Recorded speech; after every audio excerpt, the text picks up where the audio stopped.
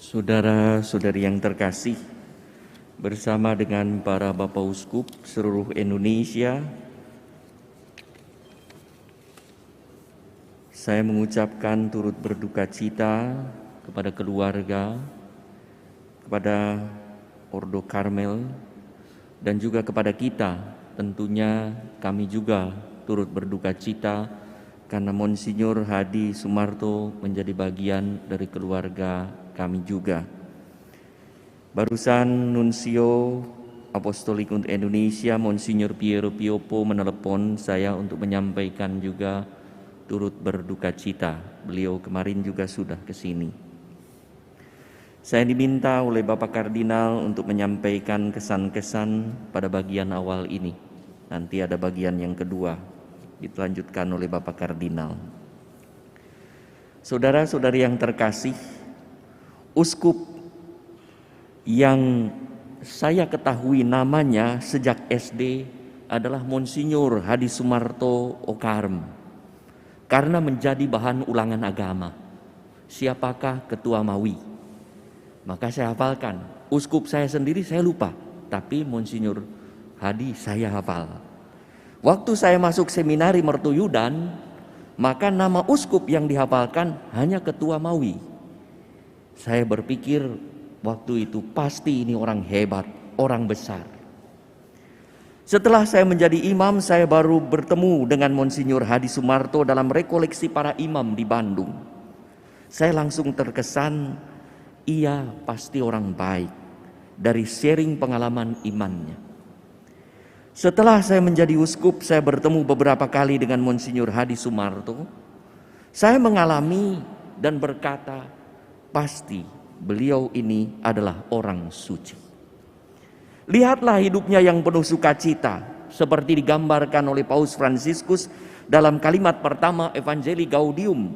Injil memenuhi hati dan hidup semua orang yang menjumpai Yesus. Sukacita Injil memenuhi hati setiap orang yang menjumpai Yesus. Maka pada usia lebih dari 80 tahun lebih, Monsinyur Hadi masih siap sedia melayani siapapun yang membutuhkan bantuan. Selalu mempunyai waktu untuk melayani. Bukan sekedar melayani, tetapi melayani dengan sukacita. Saat diminta pendapat oleh KWI, oleh Presidium tentang persoalan tertentu, ia membeberkan fakta tanpa menghakimi. Ia memberikan informasi apa adanya tanpa mengadili. Itulah ciri-ciri orang-orang suci. Maka salah satu ciri spiritual orang suci adalah berbelas kasih yang menghadirkan wajah Yesus. Orang bisa berbelas kasih kalau ia rendah hati.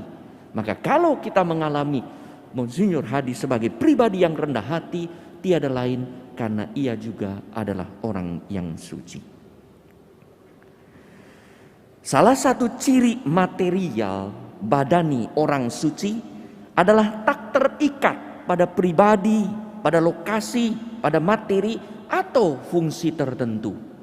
Karena ia hanya terikat pada yang ilahi. Beliau ini sehati sepikir dengan Allah dalam hidupnya. Itulah orang suci yang sehati seperasaan dengan Allah yang kudus. Maka saat ada kebutuhan uskup di Sorong, sebagaimana kita tahu, Monsinyur Hadi saat itu sebagai ketua Mawi menawarkan diri. Dalam kesaksian di YouTube yang saya lihat, waktu yang paling berharga dalam hidupnya adalah, kata beliau, 15 tahun di Papua.